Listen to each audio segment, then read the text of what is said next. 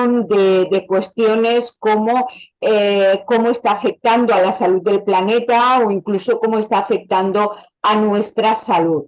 Y ahí es donde pues han aparecido recientemente muchísimas publicaciones donde nos están poniendo de manifiesto que algo está pasando con los alimentos. Y además, que dadas las circunstancias medioambientales de cambio climático y de agotamiento también de los recursos productivos, pues que hay que revertir la situación e ir hacia un modelo más respetuoso a la hora de producir. Para mí no existe un modelo más respetuoso que no sea un modelo orgánico, que no sea un modelo ecológico desde el punto de vista técnico, de aplicar unas técnicas conocidas en el manejo, y luego agroecológico por las cuestiones de vincular los aspectos sociales y los aspectos medioambientales también.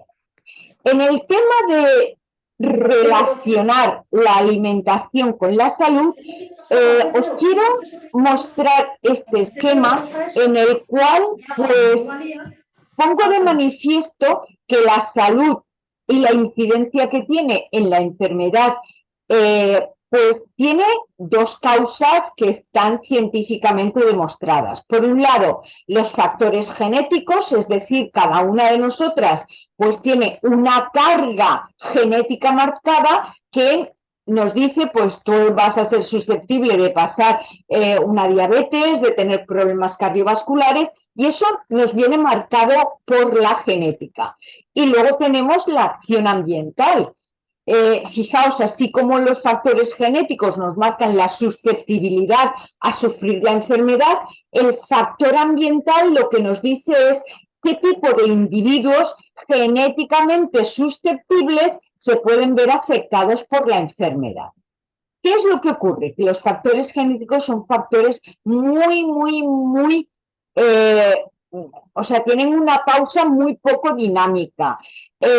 Nuestro ADN es prácticamente igual en un 99,95% al ADN que tenían nuestros ancestros hace 10.000 años.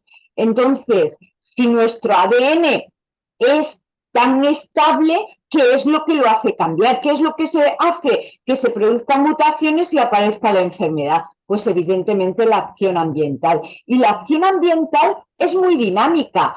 En una generación ha podido cambiar, pues como hemos visto, el clima, la calidad del aire, la calidad del agua. Siempre se hablan de las 5 A's: la alimentación, el aire, el agua, la afectividad y la actividad física. Y eso ha cambiado. Nuestros abuelos prácticamente no utilizaban un vehículo para desplazarse y nosotros las piernas, pues, vamos, las tenemos ahí y hay que ejercitarlas más, sin duda, ¿eh? Bueno, pues dentro de esas acciones ambientales que son altamente dinámicas, hay una que realizamos 3 veces al día y que por lo tanto va a tener unas repercusiones muy importantes en nuestra salud y en nuestra incidencia de la enfermedad. Y esa es la alimentación. Una alimentación que se ha ido deteriorando evidentemente con la globalización del modelo alimentario, pero que en los últimos años ya está en jaque mate porque estamos perdiendo los hábitos del consumo de alimentos frescos, se está perdiendo también el hábito del consumo de frutas y verduras, de los granos integrales, y de ahí que las nuevas recomendaciones nutricionales vayan justo para retomar esas condiciones de alto valor en fruta y verduras, en granos integrales, eliminar el consumo de alimentos procesados y cambiar un poco esas dinámicas tan tóxicas que nos han hecho tanto daño y que están generando tanto daño para la salud.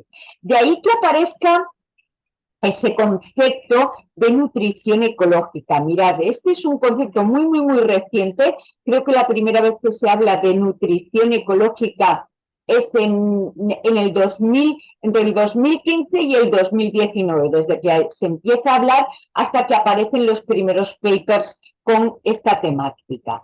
Y es un concepto holístico en el cual se consideran todos los eslabones de la alimentación. Es decir, cuando hablamos de nutrición, no solamente hablar de hidratos de carbono, de proteínas, de lípidos o de ácidos grasos, sino que hay que hablar también de cómo se producen los alimentos, cómo se distribuyen, cómo se elaboran en los hogares o en el consumo, y eso es una consideración global y holística de todo lo que es el sistema alimentario. Y además esa nutrición ecológica, por considerar todos los eslabones del sistema alimentario, pues tiene sus repercusiones en la salud, en el medio ambiente y también en el ámbito social.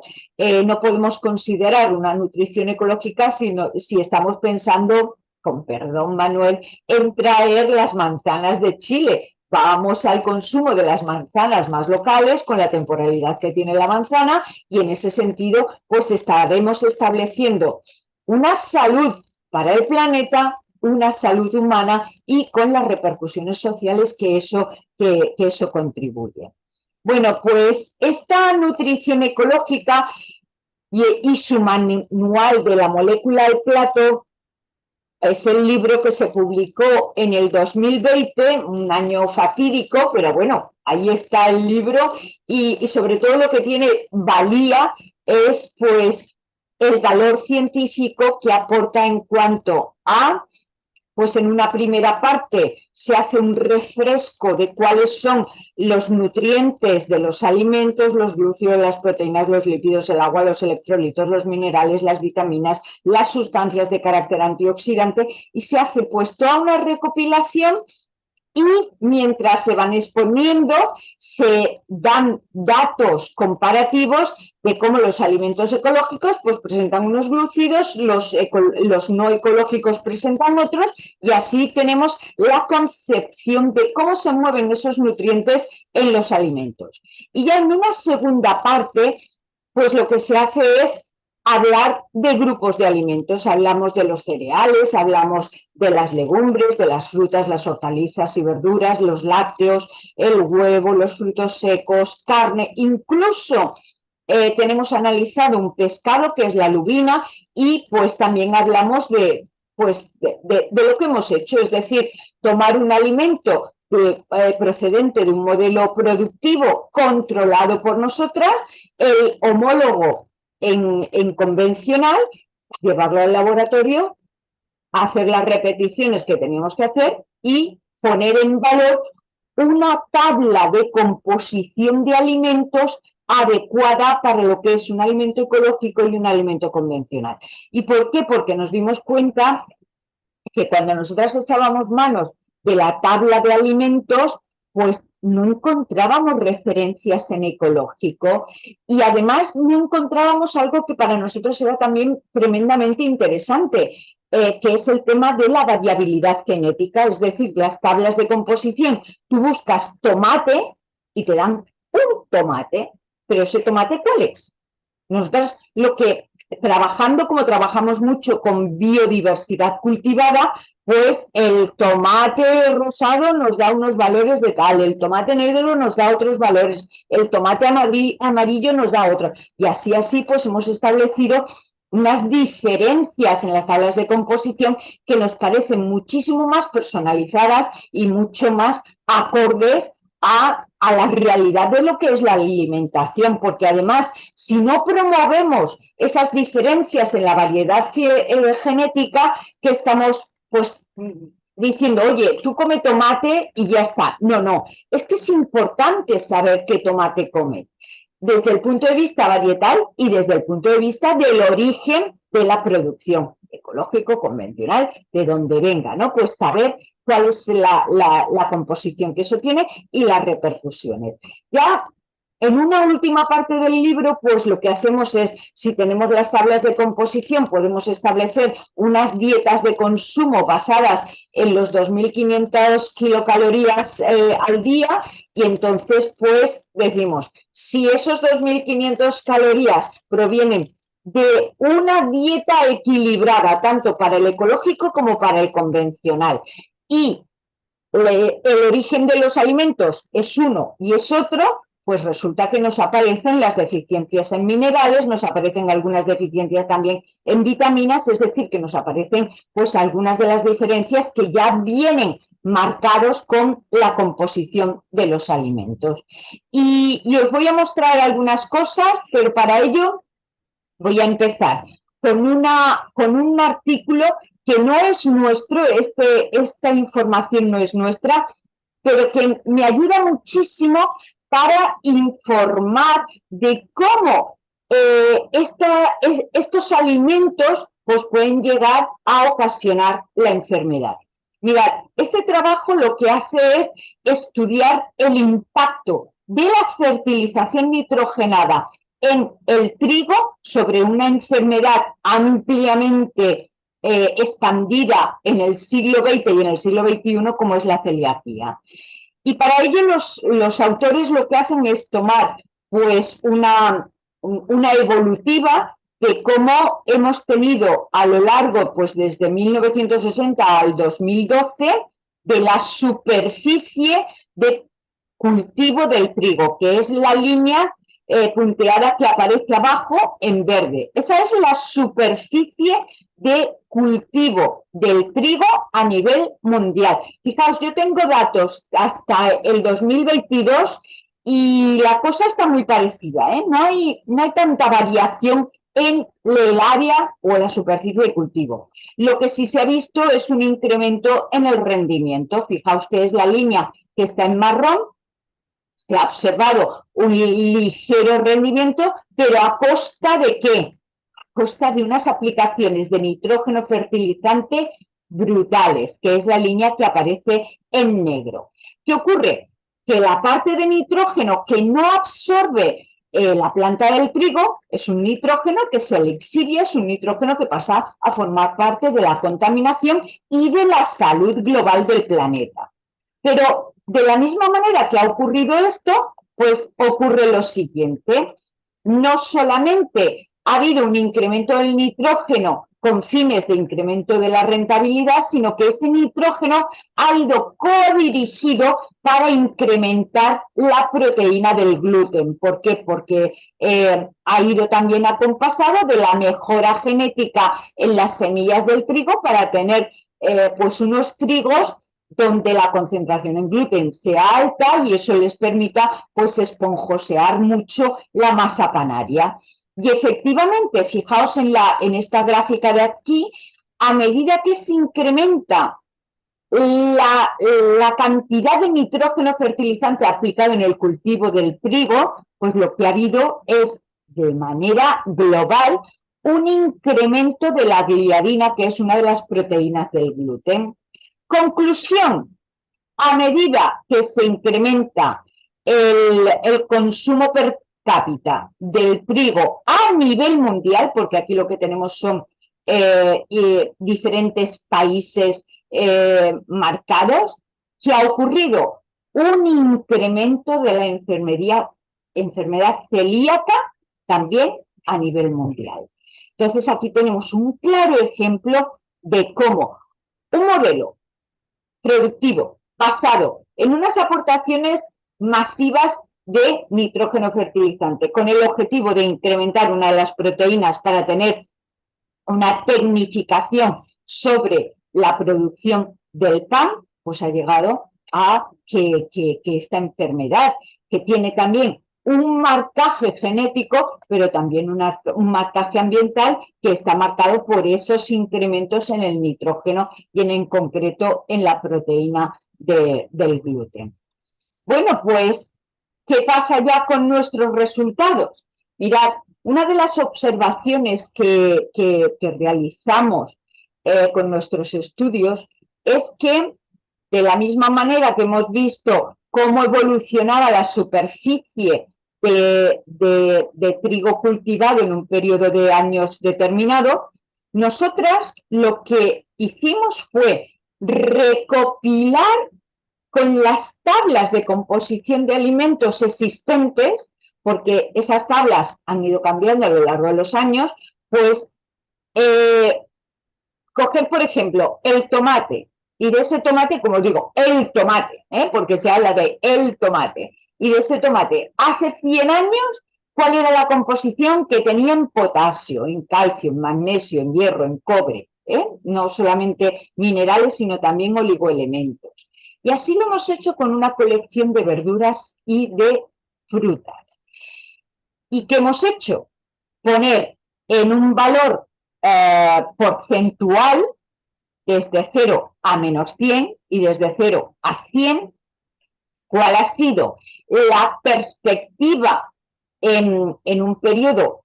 Pues las primeras tablas de composición que encontramos eran de hacía 60 años. Pues en ese periodo de 60 años para acá, que hemos encontrado en estos minerales que veis aquí en relación a estos alimentos de origen vegetal. Pues fijaos que lo que encontramos es en la práctica totalidad de los elementos minerales, pérdida del valor nutricional. Esto es lo que muchos investigadores hablan de la pérdida de la densidad nutritiva, y también la FAO habla del hambre oculta. ¿Qué ocurre? Que con estas prácticas tan masivas de producción, la mejora genética aplicada, la aportación de elementos minerales como el nitrógeno, el potasio, el fósforo, pero la no fertilización biológica, pues ¿qué pasa? Que las plantas han dejado de ir absorbiendo algunos oligoelementos como vemos aquí. Y eso está datado, Eso está, y además creo que en esta semana me ha salido otro artículo en la misma línea que nosotras hemos estado analizando. Esto tiene luego unas consecuencias. La FAO lo llama el hambre oculta. También hay quien lo llama los alimentos de calorías vacías, porque son alimentos que lo único que te aportan es un nivel calórico, pero no tienen esos minerales, esos oligoelementos que luego nuestro organismo necesita. ¿Cuáles son las causas? 5 minutos te quedan, ¿eh? Venga, vale. ¿Cuáles son las causas que producen esta pérdida? Pues se hablan de la sustitución de las variedades locales, la pérdida de la fertilización nitrógena y de la fertilización, o sea, de la fertilización biológica de los suelos, las recolecciones prematuras, el consumo muy alejado, por lo tanto también hay que recolectar antes, y esto es lo que nos lleva. Y para invertir este problema, pues actuar sobre variedades locales, con consumo de proximidad, técnicas de producción ecológica que vivaricen el suelo, es decir, que miramos al suelo a la hora de producir, y es decir, una agricultura respetuosa, una agricultura orgánica, y volver a recuperar.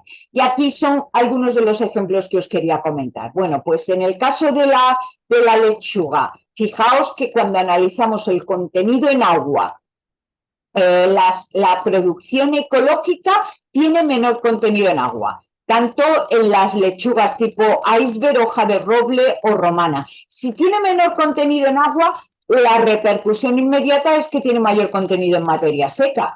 Pues aquí lo vemos, la materia seca ya no solamente en lechuga, sino en una relación de alimentos de origen vegetal, acelga, calabaza, coles, escarola, espinaca, fresa, el hinojo. Bueno, pues ahí lo tenéis. Fijaos que aquí lo que aparece es el valor de la materia seca en los alimentos de producción ecológica, los mismos de producción no ecológica. Y la última tabla o la última columna, perdón, es una diferencia porcentual que en el caso positivo es un mayor valor de materia seca en el alimento ecológico. Mayor materia seca, mayor minerales, mayor contenido en carbohidratos, etcétera.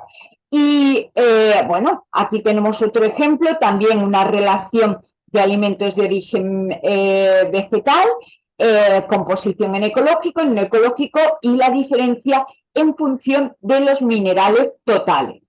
En cuanto a las vitaminas, bueno, pues aquí he puesto un alimento típico En el caso de la vitamina C, que son los frutos cítricos, pues la naranja New Holland, la navelina, las mandarinas clemenules o las okitsu, y lo que vemos en verde es el contenido que marcan los frutos de origen ecológico, y en naranja o marrón los que marcan los de producción convencional, pues mayor contenido en vitamina C. En cuanto a las sustancias de carácter antioxidante, mayor presencia en los alimentos de origen ecológico. ¿Por qué? Porque son sustancias que se muestran en los alimentos como respuesta ante un determinado estrés, y ahí nos dan mayor concentración. Yo siempre digo una frase, y es que al día nos tenemos que comer el arco iris.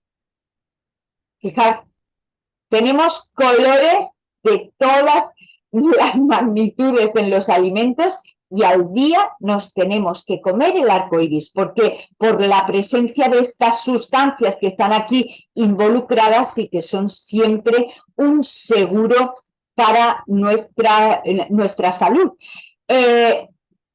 Formato de polifenoles, pues aquí lo tenemos. Alimentos de origen vegetal, y aquí los niveles polifenólicos, mayoritario para los alimentos de producción ecológica. Y si ya analizamos la capacidad antioxidante total, pues fijaos, aquí ya se pueden incluir algunos alimentos de origen animal, porque la capacidad antioxidante se mide en carne, y que nos está diciendo que estos animales pues viven muy bien, comen muy bien y viven muy bien, y por lo tanto tienen una respuesta antioxidante muy alta. Si nosotros consumimos esta carne, o consumimos este garbanzo o esta judía o estas almendras, pues vamos a tener esa mayor capacidad antioxidante. Y fijaos, todo esto, ya acabo, Manuel, todo esto no sería importante, o sí sería importante, pero si los alimentos no están ricos, ya pueden tener mucho potasio, que dice, pero si a mí no me gusta, si el sabor no es bueno. Pues hemos hecho también evaluaciones organolépticas con alimentos frescos, con alimentos de origen vegetal, con alimentos de origen animal, alimentos de origen animal que ya estaban procesados y algunos que hemos tenido que procesar, como el huevo o la carne de pollo. Y en verde están pues los diferentes atributos que se han evaluado para cada uno de los alimentos, y en marrón su homólogo en convencional. Y fijaos que en los atributos organolépticos también ganan los alimentos ecológicos. ¿Y por qué? Pues fijaos, los alimentos ecológicos son importantes porque no tienen esa carga química de fitosanitarios, de hormonas, de aditivos alimentarios, y porque luego presentan un equilibrio nutritivo que es el que nos lleva a que los sabores estén más pronunciados, los aromas también, y nutricionalmente sean más equilibrados. Y por lo tanto, sus repercusiones, fijaos, en la salud, pero es que no tenemos que ver la salud desde el punto de vista egoísta de mi salud. Un único planeta, una única salud, y por lo tanto la consideración de esta única salud para todo el planeta. Los alimentos agroecológicos son vida, y por lo tanto, ¿quién no quiere comprar vida?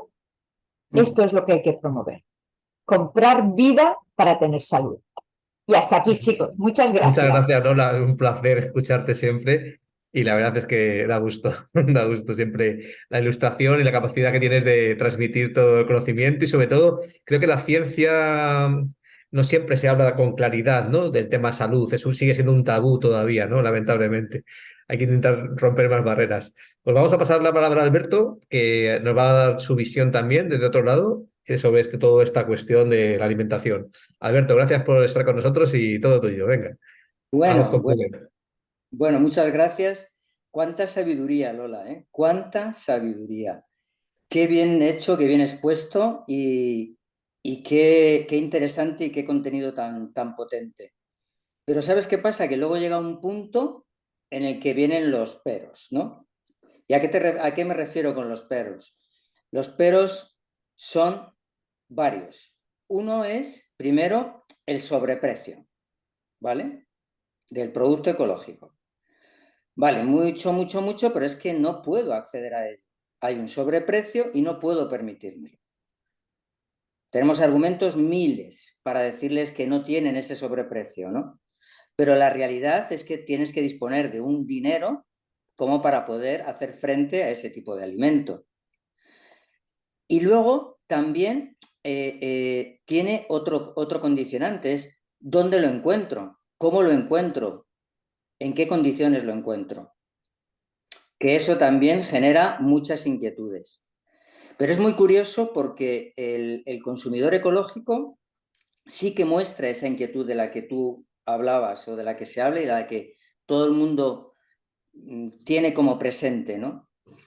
Una apuesta o un ejemplo muy claro de esto es durante el virus, cuando la pandemia, se aproximaron al consumo y al producto ecológico de una forma muy alta, muy grande.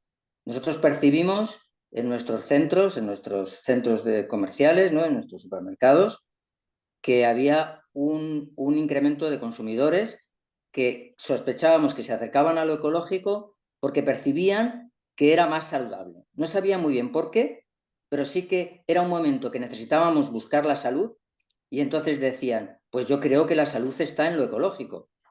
Y en ese entonces es cuando nuestro consumo también se disparó, o sea, las ventas se dispararon porque percibimos que había eso, ¿no?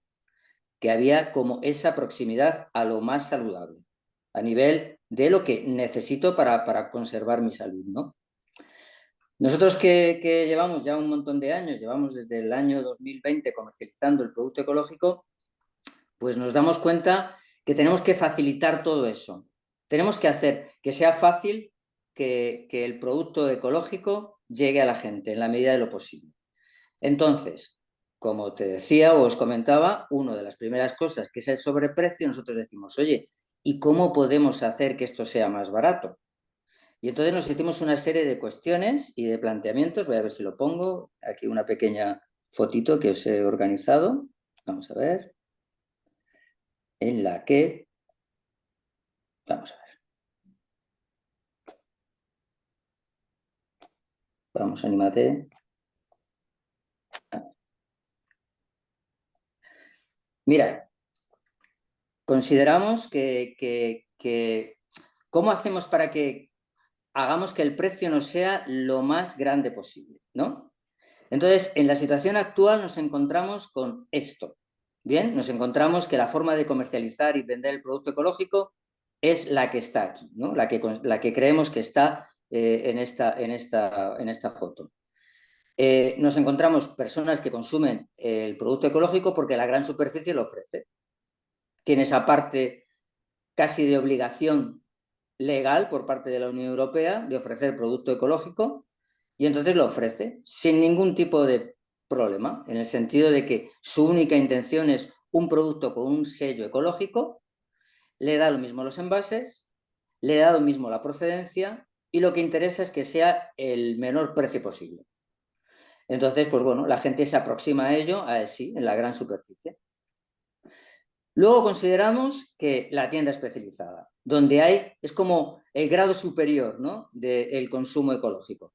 Una persona que encuentra el producto ecológico en la gran superficie, pues no tiene problema de seguir ahí y no es capaz de quizás llegar a todos los fundamentos de lo que implica un producto ecológico con un etiquetado ecológico, pero en la tienda especializada le podemos llegar a dar y a ofrecer el producto ecológico con todo lo que conlleva la producción ecológica. La salud del planeta, lo que siempre se dice y que es una realidad, los envases, las composiciones, los aditivos, la proximidad. Has dicho una cosa que me parece muy interesante en cuanto a la salud, pero a mí me gustaría también añadir otra cosa. Nuestro intestino reconoce lo que está cerca. Nuestro intestino, toda la flora intestinal, toda esa materia, todos esos microorganismos que tenemos en el intestino, son capaces de reconocer de forma más fácil y por lo tanto digerir mejor, tener un proceso digestivo mucho más armónico, si es un producto que ha vivido con nosotros a lo largo de los últimos milenios, ¿no? Entonces, de esa forma lo reconoce y lo identifica mejor y lo digiere mejor. Y entonces estamos menos propensos a tener ese tipo de enfermedad. Eso también es una proximidad. Eso también lo debemos mostrar como kilómetro cero, ¿no? Luego, otras alternativas que tenemos que yo he puesto aquí. Pues bueno, estas alternativas que yo pongo porque quiero luego contaros unas cosas, ¿no? Pero es los grupos de consumo. Oye, no sé dónde encontrar el producto ecológico, porque es muy complejo, porque estoy en una zona muy despoblada, porque no hay puntos donde poderlo encontrar, porque hay una gran superficie que me ofrece el producto ecológico, pero no estoy de acuerdo con la forma que tienen de venderlo. Y entonces se juntan, ya lo sabéis todos, y entonces pues a por ello, ¿no? A ir a por el producto ecológico. ¿Qué ocurre con los grupos de consumo? Que son complejos de gestionar, tienen su trabajo, son difíciles el día a día y de suministrar, de abastecerse de la materia para poder luego ofrecerla a los integrantes del grupo. Requiere un trabajo y ese trabajo pues, requiere un esfuerzo, una dedicación y muchos de ellos pues cuesta continuar, que continúen. Bueno, ahí lo dejamos. Está la venta directa de la propia finca, claro, pero si no tienes a un productor o elaborador que esté cercano, pues tenemos un problema. Pero además tenemos un problema también, que es que ese productor o elaborador cercano me puede ofrecer 1 o 2 referencias, o 3 o 5 o 10, pero no la compra diaria, que es lo que muchos consumidores quieren. ¿Qué ocurre con los mercados? Los mercados también tienen el problema de la temporalidad. O sea, a mí me sabe mal que se hagan mercados que no tengan una frecuencia establecida, porque al final eres capaz de llegar al consumidor que tiene ganas de consumir ecológico, que tiene la intención de hacerlo, que le es difícil conseguir el producto, saber dónde comprarlo, le ponen un mercado cerca de casa, qué alegría, pero el mercado no se vuelve a repetir hasta el año siguiente, con lo cual la hemos liado y no sabe, le dejamos huérfano. Y luego, pues los supermercados cooperativos, ¿no? Esta forma de integrarse, que yo lo quería poner, pues esa forma de trabajar que también conocemos todos, ¿no? De formar parte de un supermercado para participar socialmente, ¿no? Que el trabajo social también está muy interrelacionado con el consumo ecológico, pues hacerlo viable y presente. Este tipo de vías alternativas de las que os hablo, al final conllevan una cuestión que es muy importante.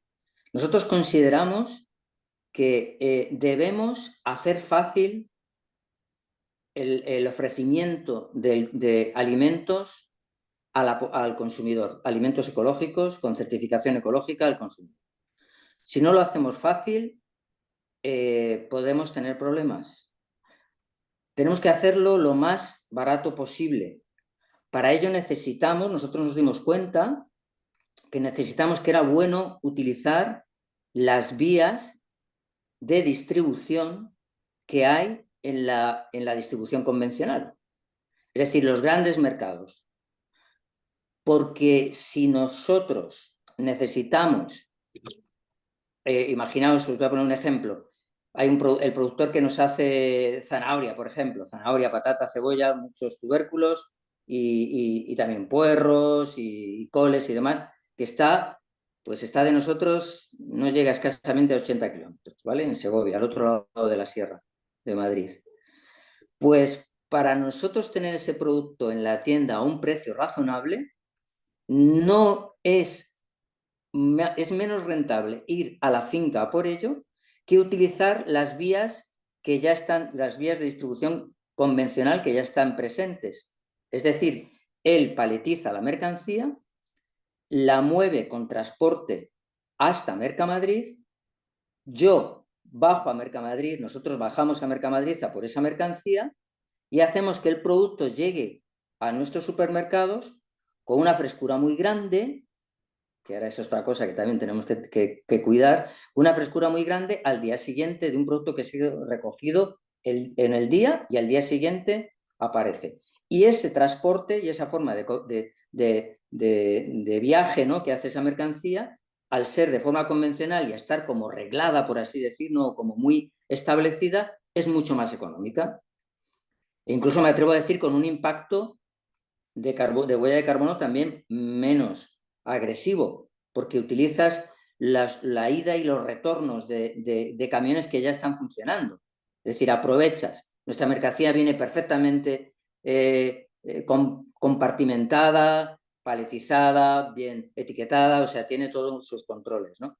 Y entonces, de esa forma, hacemos que si aprovechamos esas vías de distribución ya hechas, el producto llega a la tienda a un precio, no soporta una carga del transporte muy importante en cuanto a precio y puede ser más interesante ofrecer a un precio más razonable. ¿Por qué? Porque todo esto que has hablado antes, que Lola ha hablado antes, y todo lo que nosotros vemos en el día a día, siempre se topa, como os comentaba, con el precio. O sea, ese sobreprecio, la gente le echa para atrás. Entonces, no podemos luchar contra eso, debemos intentar en la medida de lo posible tranquilizarlo, por así decir, hacer un planteamiento que nosotros ponemos muy en común con nuestros consumidores, es qué bien, cómo me gusta que veas o que visualices el precio de las cosas que compras. Llévatelo a todas las facetas de tu vida, cuando compres en cualquier sitio. Igual que eres capaz de visualizar que un producto ecológico pueda tener un sobreprecio, que yo pongo muy en duda y podríamos hablar de esto bastante, pero bueno, igual que te haces ese planteamiento, también hazte el planteamiento de por qué el convencional es tan barato. ¿Cómo puede ser? ¿Qué hay detrás de un tomate que sale al mercado en una gran superficie o en una tienda yo qué sé, a 80, 90 céntimos, 70 céntimos, €1? ¿Cómo puede ser? ¿Qué se le paga a ese agricultor? ¿Qué cuesta producir? Yo creo que ahí tenemos un problema y tenemos que saberlo cuidar. También, ¿qué es lo que ocurre? 5 minutos, Alberto, que se acaba. Vale, bien. También, ¿qué es lo que ocurre? Que al final tenemos que ofrecer no solamente la calidad de la certificación con todos los parámetros organolépticos, con todas las cualidades minerales y de vitaminas y de elementos que contienen esos alimentos de producción ecológica. También tenemos que ser auténticos profesionales de la producción ecológica. Tenemos que ofrecer cosas coherentes. La producción ecológica no tiene por qué estar reñida con ofrecer alimentos con calibres de aquella manera, medio lacios o medio uno gordito con uno más, que son los calibres, con uno más pequeñito al lado de uno más gordo. Aunque el árbol lo dé, pero simplemente es hacer una selección, cuidar con cariño las cosas para intentar ofrecer en la medida de lo posible o algo que tenga la vida que se merece y la vida con la que te viene a la tienda, llevarlo hasta el consumidor. Es decir, aquí tienes algo bueno, en condiciones, fresco, y esa frescura tiene un valor. No solamente te estás comprando una cosa sana para el medio ambiente, sana para ti, con una carga maravillosa y con mucho sabor, sino que además está bien. No tiene por qué estar pocho, no tiene por qué ser lacio. Y eso hay que cuidarlo con mucha delicadeza. Hay que trabajarlo mucho, teniendo mucho cuidado y pues bueno, que ya estoy convencido que saldrá, pues todas las consecuencias, intentamos trabajar en la medida de lo posible, que se puede hacer, la proximidad, se puede hacer, hay que incentivar a los productores más próximos, creo que es un trabajo que se podría llegar a hacer, juntémonos con los productores, utilicemos canales que se pueden generar o utilicemos los canales de distribución convencional, pequeñas plataformas en zonas determinadas de la España vaciada, ¿no?, o vacía, que nos permita poder aglutinar a distintos productores. De esa forma, cuando aglutinas distintas referencias, ser capaz de poderlas manejar conjuntamente para que sea viable su transporte y su comercialización.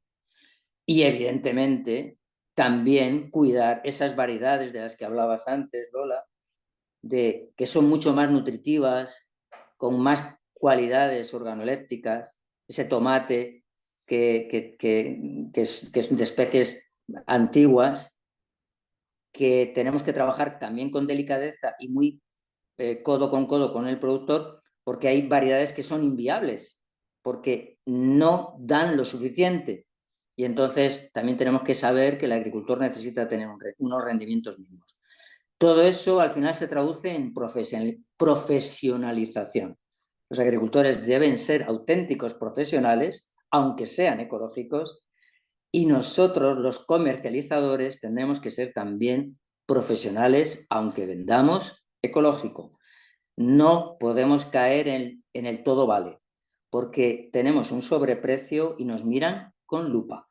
Y entonces tenemos que cuidar todas esas cosas mucho, porque es tan potente lo que ofrecemos, y Lola lo ha descrito magistralmente, que si no lo hacemos bien, la cosa no irá bien, porque nos van a mirar mucho porque hay un sobreprecio. Si fuésemos más baratos, no nos mirarían nada. Podríamos ofrecer lo que quisiéramos, pero cuando hay un sobreprecio es lo que hay. Entonces, bueno, quería mostraros esto y desde mi experiencia de 24 años ya comercializando, pues ponerlo en común con vosotros. ¿Vale? Hasta aquí. Gracias, Alberto, fenomenal. Pues estupendo. Yo creo que podemos abrir una galería de preguntas, ¿no? Vamos a hacer una rueda, ¿no? Y si os parece, podemos abrir directamente a alguien que quiera o yo ya tengo alguna aquí apuntada, pero bueno, sin duda son dos visiones completamente complementarias y ambas son muy interesantes. En este caso también tenemos a Maxim, que es miembro de la CSA de Vega del Jarama. Conoces como productor y conectado también con el mundo. Laura también está en grupo de consumo. En fin, que todos los que estamos aquí y Rafa también están en Valdepiedra con el tema de producción. Estas reflexiones nos tienen que servir un poco para cuáles serían un poco nuestros retos como dinamizadores, hacia dónde tenemos que trabajar. Yo tengo una primera pregunta si a nadie se le ocurre nada. Venga, entonces, hay una cuestión que... Venga, Adolfo, venga. Dale, Adolfo. Fenómeno. No, pero Manuel, si quieres tú antes, y yo Dale tampoco. tú. Tú primero, venga. Bueno, yo primero, la verdad es que me parece un lujo tener a Dolores y a Alberto aquí, así un poco en petit comité.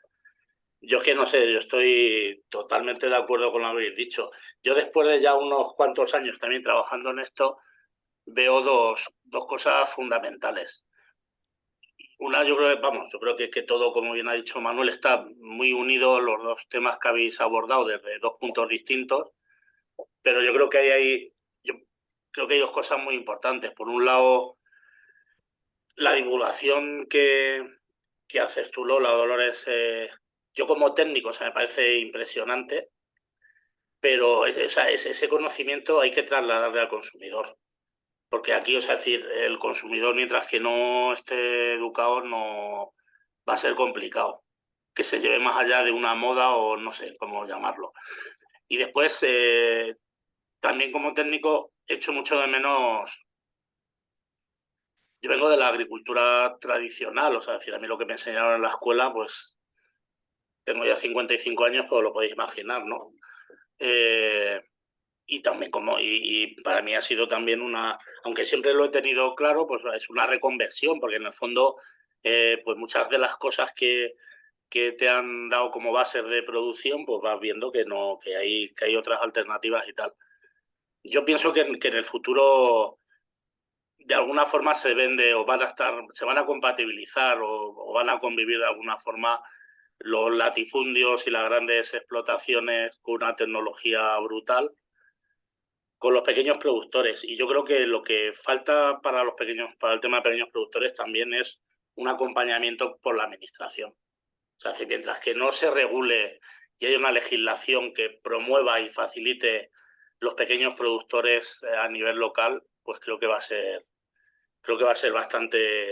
bastante complicado, ¿no? Por la experiencia un poco que nosotros teníamos. Entonces simplemente quería comentar eso y agradeceros el trabajo que hacéis cada uno por vuestro lado. Venga, dale, Maxim. Hacemos una rueda si queréis de intervenciones y luego que nos contesten ellos. Dale, Maxim. Hola, buenas tardes. Pues gracias por las presentaciones, la verdad, muy interesante. Y tenía una pregunta porque eso es algo que no me queda claro. Por ejemplo, ¿Hay ejemplos en el Estado español de agricultura municipal? A ver, cuando estuvimos en Arroyo de la Luz, pues vimos Salud. a un pastor municipal, pero hay hortelanos municipales, ¿eso existe? Por ejemplo, que estén contratados por un municipio para hacer este servicio de producir hortalizas y que la gente lo pueda disfrutar a un precio de si estás empadronado en el pueblo, como puedes disfrutar de una clase de salsa, porque estás empadronada en el municipio, pues podrías disfrutar de un producto local, de ecológico, si se decida, bueno, lo suyo sería que sea ecológico y que sea también accesible con el tema, porque es lo que decías también, Alberto, que suele haber un sobreprecio, pero igual se podría hacer también. No sé si existe esto en el Estado Ujú. español. Vale. Bien, yo, aporto, ¿queréis que diga o Venga, dale, esperamos? dale, dale. Mira, tenemos un condicionante en España muy que hay que tener presente, que es que en el centro de la península no se pueden ofrecer muchas cosas en mucha época, en muchos meses del año. Entonces, poquito a poco nosotros desde los supermercados lo que intentamos decirles, oye, ahora no es momento de consumir tomate, por ejemplo. Y ellos son conscientes de que no se puede consumir tomate o no se debe consumir tomate y que además nuestro intestino no está preparado para consumir tomate en invierno, pero quieren tomate. Entonces, eso condiciona mucho lo que acabas de decir, porque claro, ¿cómo le podemos decir a un ayuntamiento de Soria que haga hortalizas para un agricultor, que haga un agricultor hortalizas en Soria para el consumo a lo largo del año? Se puede hacer temporalmente, sin lugar a dudas. Hay que ayudarlo, sin lugar a dudas. Pero yo creo que se puede mejorar el periodo de producción si utilizamos técnicas que hagan que ese periodo de producción se amplíe. Pues que los invernaderos, producciones con semillas y variedades más resistentes, que amplían en la medida de lo posible todo lo posible, ¿no? Y sí que en la costa, en el perímetro de España, en la costa, que las condiciones son mucho más benignas, sí que sé de personas, no te sé decir en concreto, pero hay iniciativas en el País Vasco que sobre todo se incentiva por parte de ayuntamientos y entidades locales, asociaciones también que están vinculadas con colegios, de tal forma que dices, voy a hacer en el colegio del pueblo, voy a poner en el comedor alimentos ecológicos, ponen a disposición superficies que son públicas para que un agricultor que se le da un puesto de trabajo saque hortalizas con un periodo más largo, porque allí con un bajo plástico se puede hacer casi prácticamente todo el año muchas producciones, y eso se utiliza en los comedores. No te sé decir exactamente el pueblo, lo puedo investigar, pero sí, sí que sé que hay cosas así, con lo cual, y como de esas dos condicionantes, el perímetro más viable, o sea, no podemos ir a un ayuntamiento de Guadalajara o del centro a ofrecerle esto. Ahora vas a la costa y si se niega es porque quieren, porque las posibilidades existen, se puede hacer, claro que se puede hacer. Vale, voy a aprovechar también para comentaros un poco. Tenía una para Lola, pensando un poco en lo. Hablamos muchas veces de la. Yo hablo de dos cosas, la biodiversidad en el plato y la dieta equilibrada. Entonces, la dieta equilibrada con productos locales. A mí me entran muchas dudas, porque los productos, primero, ya no hay tantos productos locales, ya hemos entendido una homologación brutal de los cultivos, lo cual me plantea dudas, porque claro, no hay tanta variedad en lo local. Y si hablamos del centro de la meseta, bueno, mucho menos, lógicamente. Aunque también hay discrepo porque creo que hay tecnología hoy en día para cultivar en cualquier sitio, ¿no? Es decir, que hay nuevas tendencias de horticultura regenerativa. Yo me planteo una duda que tengo, que es, ¿nos falta conocimiento sobre los productos silvestres? ¿Podemos recuperar más silvestres para recuperar esa biodiversidad en el plato? ¿Cómo alimentamos esa dieta equilibrada con esos productos locales? Yo creo que ahí nos falta muchísimo conocimiento. Es decir, nosotros ahora mismo, yo antes, no sé, de mi generación no, pero quizá mis padres o mis abuelos sí que cogían muchas cosas del campo, se complementaban con otros tipos de alimentos. Y esa información, por ejemplo, que a mí me parece que ahora que estoy aquí en otro lado del mundo y que voy a contactar con los indígenas, me parece interesantísimo porque todo ese saber, en el caso de la península, lo hemos ido perdiendo. Yo creo que prácticamente nadie coge collejas, saben lo que son, distinguirlas, en fin. Nos faltaría quizás ahí más formación, lo digo incluso de los ayuntamientos, cómo poder Eh, recuperar, si se puede, en esas zonas.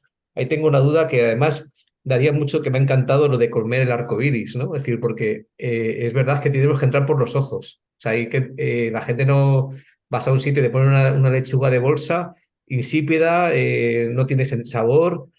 No sé, hay un elemento aquí que es fundamental, ¿no? Y luego otra pregunta para Alberto es que tema del sobreprecio. En estos momentos que los alimentos están muy caros, ¿cómo se puede entender ese sobreprecio si ya prácticamente están a veces casi iguales, ¿no? Entonces ahí se abre un nicho de oportunidad para hacer ahí un recorrido, no sé, por daros ahí un par de cosillas que comentar. a ver, ¿empiezo yo, Alberto? Sí, sí, Sí, dale, dale. ¿Sí? dale, dale. Vale, pues aprovecho, te contesto a ti y también contesto algunas de las cosas que me he ido anotando a lo largo que hablaba Alberto y también con la reflexión de Adolfo y de Maxim. A ver, efectivamente, nuestros abuelos consumían una serie de especies silvestres, pero algunas de ellas incluso se cultivaban.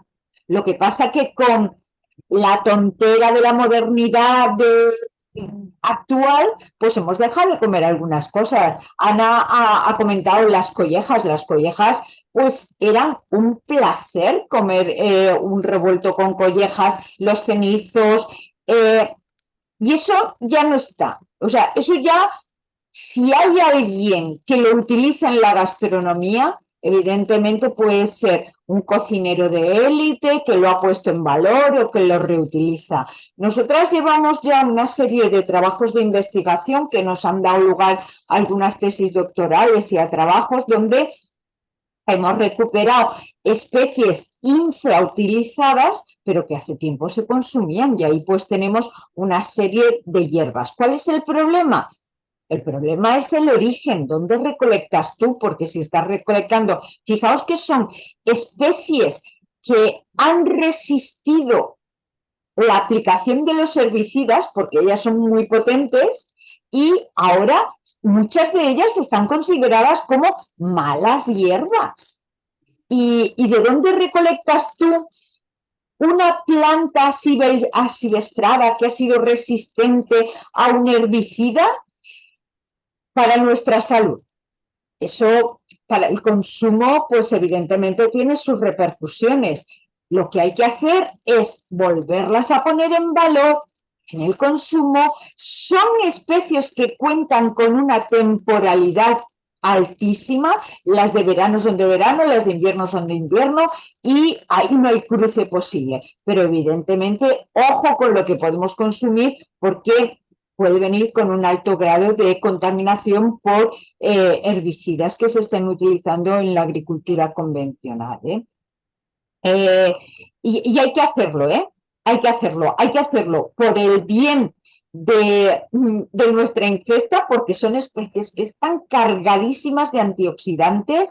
Ya si nos vamos al lado de la fruta, los sorbos, los corema, hay ahí una tremenda diversidad de frutillas pequeñitas que antes se recolectaban, que se consumían, pero que ahora te ponen el plátano, te ponen la manzana de 7.000 kilómetros y como no tenemos soberanía alimentaria, pues es la manzana que consumimos, es la fruta que consumimos. Y ya está, es que hay que romper, hay que romper. Y ahí enlaza un poquito con lo que decía Adolfo. Hace falta formación e información de calidad, veraz, que realmente pueda llegar tanto a productores como a personas consumidoras. Pensar que en las escuelas de agronomía todavía se manejan los manuales de hace 50 años, donde lo que había que utilizar es esto y esto. Desgraciadamente estamos así. ¿Por qué? Porque el modelo de agricultura ecológica es un modelo de agricultura que llega al 5% del total. El 95% restante sigue siendo agricultura convencional y, por lo tanto, las políticas, las administraciones, la formación, la investigación, todo eso sigue siendo imperante con el 95% que tenemos. Hay que luchar, desde luego. Yo con lo del precio siempre he tenido ahí mis más y mis menos, porque es que nunca hablamos de precio justo. Tú, Alberto, sí que has dicho que hay que considerar también el valor de la producción, pero el valor también del medio ambiente, el valor de la medicina. Hay un doctor pediatra que es un crack impresionante, que es el doctor Ortega en Murcia, y él dice que como medicamento está prescribiendo alimentos ecológicos y salidas al bosque a dar abrazos a los árboles, y que los niños llegan con unos niveles de oxitocinas al tal, y que les están haciendo pues mayor resistencia. Y yo qué sé, esas cosas habría que también ponerlas en valor, ¿no? Si un alimento ecológico se pudiera prescribir ante determinadas enfermedades, pues, ostras, la medicina es demasiado cara. ¿Y por qué no ponerlo al mismo nivel? Si mis alimentos son mi medicina, pero alimentos evidentemente que cumplan con unos ratios de composición y de salud adecuados. Y a lo que indicaba Maxim, a ver, es que claro, vosotros estáis mucho por la zona centro. Es verdad que yo vivo y trabajo en Valencia, que también es una gran ciudad. ¿Qué es lo que creo que está ocurriendo? Lo que creo es que vivimos en un modelo social pues totalmente desequilibrado. Las zonas rurales son zonas que tienen que producir para dar alimento a las grandes urbes. Ahí es donde, claro, se produce una disintonía entre las zonas productores y luego lleva ese alimento a las grandes urbes, ¿no? Hay que empezar a romper toda esta dinámica. Y ya que estamos en la red Terrae y tiene tantísima fuerza lo que hablamos de los municipios, yo creo que cada vez más, y creo que aquí estaréis todas de acuerdo conmigo, hay que ruralizar más las zonas urbanas. Las ciudades o cualquier territorio lo tenemos que ruralizar. Ahí es donde podemos acercar nuestras técnicas de producción, donde se pueden producir alianzas entre los pequeños municipios a la hora de establecer, oye, pues se va a producir en este territorio para dar alimento a los colegios. Y además se le puede dar una estructura legal. ¿Por qué? Porque tenemos una herramienta que no se está utilizando, que es la compra pública verde. Y amparados en esas herramientas que vienen totalmente de la Unión Europea, podemos establecer los criterios de, oye, nos ponemos a trabajar aquí, en esta línea, en esta otra, y generar esas alianzas, ¿no? que Alberto comentaba, y que además son necesarias. Es que el modelo actual va a tener los días contados, ¿eh? No hay Y yo opción. siempre he dicho que las fotografías que salen de Marte son demasiado feas para que nos lo pongan como el plan B, ¿eh? El plan A es el que tenemos y es el que hay que dar salida al plan A. Y intentar que ese 5% pues en breve llegue a lo que tenga que llegar. El plan B lo tenemos en Mad Max, que siempre pongo yo la película de fondo, ¿no? El agua arriba en manos de pocos. Aquí es otro tema gravísimo, el tema del agua. Vamos, que Sí, sí. tendríamos para dar y tomar. Muchas gracias, Lola. Muy interesante. Y Alberto, ¿de hacer lo de nuestro intestino reconoce lo que está cerca? ¿Eso cómo me lo cuentas? Claro que sí. A que a los nórdicos les sienta mejor la leche de vaca que a nosotros. A mí me sienta fatal. Soy intolerante. Por ejemplo, a que tú percibes la naranja mejor en la época de la naranja o el tomate en la época del tomate, es decir, en verano, te sienta como mejor. Hay como tenemos que ser capaces de escuchar al cuerpo y decir, oye, qué bien me sienta un pepino ahora, en el mes de junio, julio, agosto, y no en el mes de diciembre.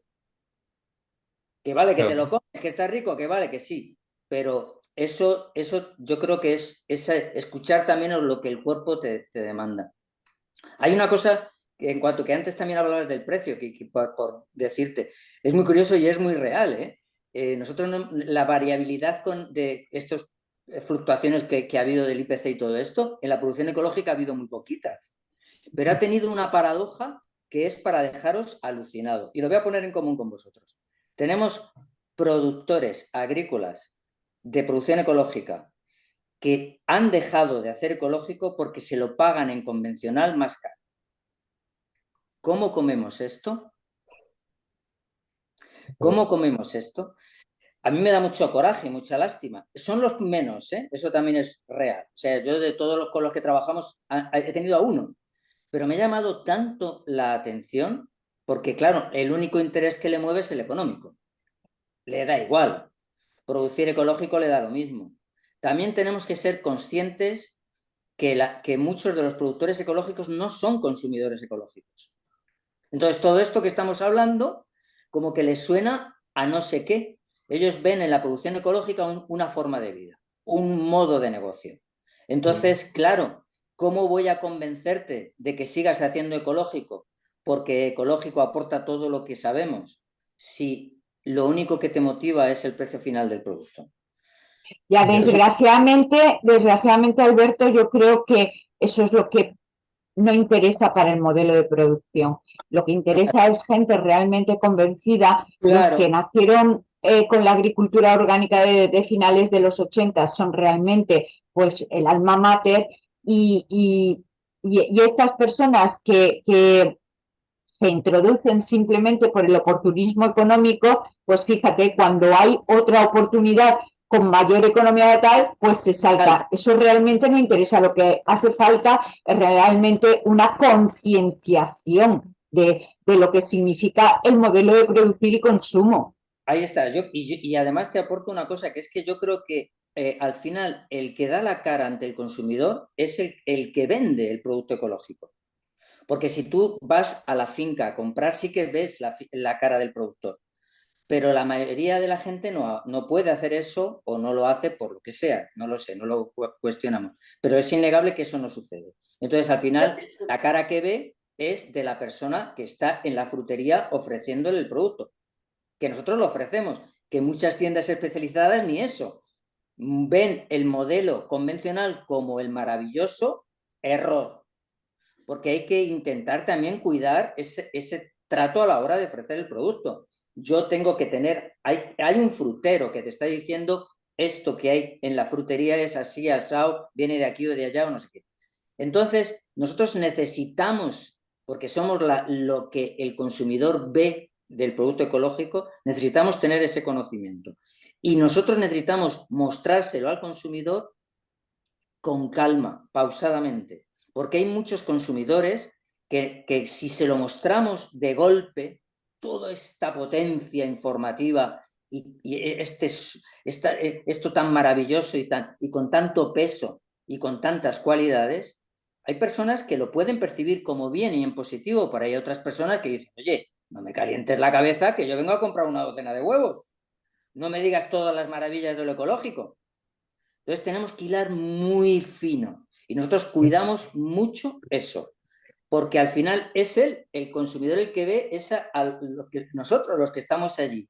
Tener el conocimiento de todo esto que habla Lola y que está muy presente y que yo no pongo en duda jamás, manejar la comercialización para poder entender por qué esto vale lo que vale y por qué no y por qué sí, toda esa parte comercial, y luego aproximárselo con calma. Hacer una pequeña homeopatía con cuidado porque el planeta nos dice, oye, espabila que aquí no tienes tiempo. O sea, hay que intentar conjugar o conciliar estas dos cosas, pero creo que podemos hacer, y creo, y lo tengo clarísimo, que se puede hacer. Porque os digo, por ejemplo, Manuel y a todos los que estamos aquí juntos, fijaros un dato, nosotros estamos haciendo el entorno, poco falta, las semanas que poco falta, 30.000 kilos de fruta y verdura ecológica a la semana, de las cuales conocemos al 100% de los agricultores, excepto la piña que viene de Costa de Marfil. Ya. Todo lo demás los conozco y sé cómo lo hacen y sé cuáles son sus inquietudes y cómo cuida el suelo y cómo utiliza, independientemente de que haga una certificación ecológica y venga con un sello, yo necesito conocer la producción. Es decir, que se puede hacer de otra forma, que se puede aplicar esto a lo ecológico al consumidor. Alberto, también lo que pasa que, hombre, sé que es algo especial y a ver, no eres cualquier persona, tienes un recorrido. Ojalá tuviéramos más prescriptores comerciales encargados de conocer esto. Es decir, también se ha perdido la profesionalidad del distribuidor. Quiero decir, en el concepto de asesor, es decir, es un elemento fundamental. Te vas a comprar un producto y no sabes qué tienes que comprarte, cuál te puedes variar. Entonces, eso también requiere una profesionalidad, ¿no? Entonces, yo creo que en ese sentido el comercio rural, por ejemplo, que antes era y sigue siendo en muchos sitios muy importante. Yo he estado trabajando en la Comunidad Valenciana este verano y en muchos pueblos pequeños desaparece el panadero y desaparece para siempre. Ya no hay más posibilidad de abrir un panadero, ¿no? Entonces, generar también emprendimiento en el comercio y en un comercio formado puede ser clave también a la hora de articular la viabilidad de los productores. Lo digo también porque, por ejemplo, nosotros hemos intentado defender y defendemos la marca Kilómetro Cero nuestra, basando en acuerdos también con el comercio local, porque si el comercio local lo mete en su galería, ¿quién mejor que el vecino que conoce perfectamente al productor el que puede, digamos, garantizarlo? ¿Y qué mejor que el producto lo consuma alguien del propio municipio? Que, oye, el que quiera carne de Carcabos, si no le llega, pues oye, pues que vaya a Carcabos a por ella o que viaje de turismo, ¿no? Es decir, que no siempre tiene... Nos empeñamos en llevarlo todo muy lejos y probablemente no pueda ser. Lo que dice Lola está clarísimo. Debemos aproximar lo rural a la ciudad. La ciudad se ha desconectado y se puede hacer, ¿eh? Yo estoy convencido que se puede hacer. Se puede hacer, pues igual hay que volver los jardines que se hagan agrícolas. ¿Por qué no los espacios públicos, los jardines se pueden llegar a hacer agrícolas? Yo creo que se pueden hacer cosas, un montón de cosas en ese sentido. Y sí que también me gustaría apuntaros con respecto a las variedades que hablabais antes, silvestres y demás. Cuidado, que como les dé, y vea, yo soy madrileño, y bueno, el que se sienta ofendido que lo diga, el de las grandes ciudades o al madrileño le enseñemos a coger cardillos, los jilgueros se quedan sin cardo, borriquero. Porque los esquilman. Sí, sí, sí. Cuidado. Pregúntale a mi hijo por las setas. Tenemos que hilar muy fino. Aporta, claro que aporta. También es una fuente, una posibilidad de negocio. Se pueden hacer cardillos, se puede plantar cardo y de hecho yo recuerdo que lo que pasa es que ya no, por lo menos a mí no me llega, ¿no? Pero que sí que se puede hacer, ¿eh? Se pueden plantar el cardo borriquero, está plano, ¿sabéis cuál, no? Y entonces que hilemos con cuidado la información que transmitamos, porque puede generar un efecto contrario. Pero sí que está claro que mostrarlo. Algo queda. Siempre cuando muestras, siempre cuando informas, siempre algo queda. Y al final eso poco que queda va sumando y va aumentando, va como construyendo ese edificio, ¿no? De conciencia. Y bueno, nosotros es lo que estamos haciendo a diario.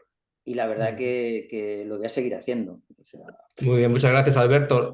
Vamos a cerrar. Yo creo que si algo que quiera alguien, si comentar algo Lola al final y damos por satisfecho. Yo por lo menos me parece que las reflexiones son muy interesantes. Nuestro reto es cómo convertir esto en nuestro trabajo con los ayuntamientos, cómo animar más al consumo local. Es decir, probablemente falta mucha educación. Yo creo que incluso en las asignaturas, en el bachillerato iba a decir, pero yo creo que en las enseñanzas medias sería obligatorio aprender a cocinar, un elemento que la mayor parte de la gente desconoce. No solo se ve como algo de moda, ¿no? El MasterChef y cuatro cosas, y realmente hace falta, bueno, pues aprender de nuevo a reinventar cosas, ¿no? De ese tipo, ¿no? Entonces, no sé si quieres, Lola, decir algo y si no lo damos por acabada la Bueno, sesión. yo con esto de la cocina siempre tengo mi choque de trenes, ¿no? Porque efectivamente tenemos todo un boom de impacto en televisión, sobre todo en televisión, y resulta que luego a la hora de poner en práctica pues la comida o la cocina de calidad como tal, pues resulta que no se hace. y te dicen, no, es que voy a comprar una pizza preparada porque así me puedo sentar a ver MasterChef. Y dices, ostras, es que es ya la ironía de las ironías, ¿no? Pero estamos llegando también a ese punto, ¿no? Realmente entrar en la cocina, como decías Manuel, tendría que ser una asignatura desde el colegio para los niños, empezar a distinguir la diversidad cultivada, empezar a mostrarles que hay mucho potencial en el suelo, a los mayores pues con otras dinámicas, el alimentarse con una dieta equilibrada. Hay muchísimas dinámicas que en algunos países se están poniendo en práctica, porque los problemas de salud están ahí. Y España, que tiene un problema de obesidad infantil importantísimo, pues empezar a trabajar desde la base me parece bestial. Y a lo mejor será la manera en que no se llegue a decir voy a comprar una pizza precocinada o voy a llamar a la casa tal que me traigan una pizza porque me voy a sentar a ver MasterChef. Es que es de tonteras, pero es la realidad. Estaréis conmigo que es la realidad. Me pregunta Ana, que por lo visto no sé si tiene micrófono, a Lola, ¿no? ¿Qué piensas sobre los créditos de carbono que se están intentando implementar sobre la agricultura regenerativa? Vale, no Bueno, sé si, ahí no sé, hay unas cuestiones si que me yo oís. también tengo mi cruce Ay, Ana, de... no sé si Ana, ¿quieres hablar? Ana. Es que creía que no me oíais, bueno, Sí, en todo sí. caso no veo cómo levantar la mano en No este te chat, vemos, no lo pero sí te encuentro. oímos. No te vemos, pero sí te oímos. Sí, disculpa, bueno, tampoco ahora voy a poner el vídeo. Venga, vale, a ver, aquí. No sé si me veréis porque estoy en el rincón, en el rack. Ah, mira, sí, tengo un Ah, mira, botón. estás ahí. Felicidades a los dos que habéis expuesto. Me he quedado, bueno, me ha gustado mucho la presentación de Lola por todos los datos que has dado, son muy significativos y, bueno, he hecho capturas de pantalla para guardármelos, ¿sabes? Simplemente es preguntarte porque yo también estoy en Valencia, en un entorno muy rural. Realmente me considero una agricultora a tiempo parcial porque vivo en Barcelona, pero 3 meses al año estoy allí y tengo mis cultivos, ¿no? De oliva, etcétera. Y este verano, que es cuando más tiempo estoy, se han dado charlas por todo el territorio, y estoy en concreto en el territorio más difícil bueno, pequeños productores por el Comtat del Alcoyà, todo lo que es montañoso. Allí grandes industrias no hay, todo es pequeño productor. Y se ha insistido mucho, se han hecho muchas charlas en todos los pueblos para fomentar, bueno, para enseñar lo que son los créditos de carbono. Los agricultores convencionales están, claro, a la que ven si hay algo de negocio intentan, pero están como obligando un poco a que si quieres acceder a estos créditos de carbono, tienes que basarte en erradicar almendros, que ya nos los han erradicado todos, e implementar muchísimo el algarrobo. Hay zonas que por la marina baja que vale, pero en la zona de montaña no va a cuajar eso nunca. No sé, ¿qué piensas de...? Supongo que Madre mía, miedito me da, Ana, lo que estás diciendo, miedito, porque estas cosas que se hacen así, que nunca son, o no dejan de estar malintencionadas por una economía muy capitalizada, es totalmente. Pues de verdad que me dan mucho miedo. ¿Qué ocurre? En el momento actual tenemos pues este gran grupo de empresas que son altamente consumidoras de insumos y además altamente contaminantes, que se les ha puesto el mantel de plata para que puedan minorizar los impactos que generan sus actividades empresariales. Y eso es a través de la compra de carbono, es decir, tú estás contaminando tal, pero puedes perdonar tus pecados si realizas unas actividades dentro de unos servicios que van a generar lo que tú estás contaminando, pues te lo minorizan. Y esos son pues agricultores que pueden tener un modelo de agricultura que fija mucho carbono atmosférico o que no utilizan tanto nitrógeno, y como sus buenas prácticas están ahí, pues te compensan el tema del carbono que tú estás emitiendo, porque al final todo se cuantifica con las emisiones del carbono. ¿Qué ocurre? Que en este sentido, pues hay algunos cultivos que realizan mayor fijación de carbono y hay otros que no realizan tanta fijación de carbono. Por ejemplo, un cultivo hortícola que tiene en el suelo 3 meses o 4 meses y tú recolectas la lechuga y tal, pues muy poco carbono te va a fijar. ¿Qué es lo que más fija carbono? Pues cultivos que tengan una periodicidad en el suelo a largo plazo. O bien compras los bonos de carbono de las zonas de bosque, y entonces ahí ya tienen otro negocio, porque hay un negocio que se está planteando con eso, o bien a la hora de la producción agraria, pues miras cultivos que cumplan esas condiciones. Y ahí está pues el algarrobo, que tiene una vida como muy parecida a un árbol de bosque, y que por lo tanto pues tiene esa similitud. ¿Qué va a ocurrir?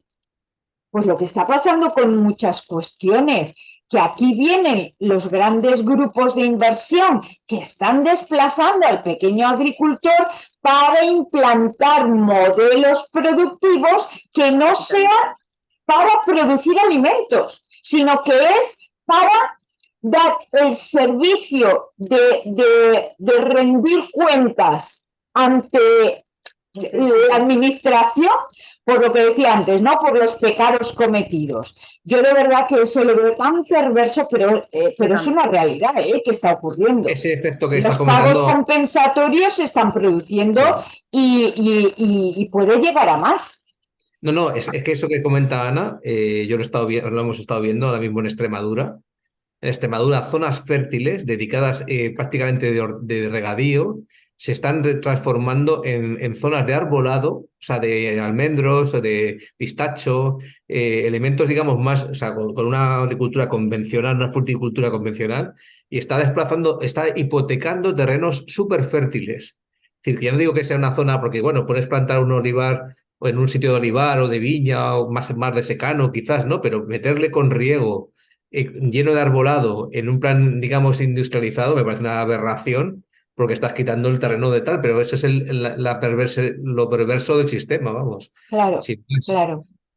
En Me fin, bueno, pues recuerda mucho las emisiones de CO2 que empezó aquellos bonos como siendo los buenos y ha servido para comprarle los créditos que tienen los países subdesarrollados Justo, y justo, los grandes empresarios seguir contaminando más. justo. Me ha recordado totalmente a eso. Es que ese es el modelo, para Muy poder bien. seguir contaminando, lógicamente. Tú déjame a mí que yo siga contaminando todo lo que tenga que contaminar, y ya pues haré alguna buena acción, ¿no? Ya rezaré un Padre Nuestro, perdonadme por el Bilingüe, simil que sí, estoy total, bilingüe, utilizando, sí. pero es que me sale así tan rápido. Muy bien, pues no Gracias. quiero entreteneros mucho más. Yo aquí estoy estupendo, para mí son las 4 de la tarde, con lo cual no tengo prisa, pero bueno, ya me pasan las 2 horas. El objetivo era haberlo hecho en 1 hora y media, con lo cual es suficiente. Os agradezco a ambos vuestra participación. Se queda colgado también para que las reflexiones vayan más adelante.